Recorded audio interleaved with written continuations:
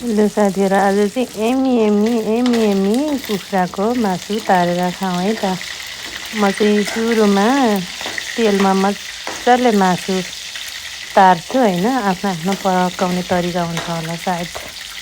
म चाहिँ त्यसै भन्छु, हुन त हामी कुनै कोकसोक के पढेँ हैन गाइज। त्यही भएर मैले चाहिँ प्याज लसुन खोर्सानी अदुवा सबै काटेँ। त्यस पछाडि त्यो मजाले पर पारेर तेलमा तारेको मासुमा चाहिँ मैले सानो पिस पारेर काटेको प्याज लसुन अदुवा हालेँ।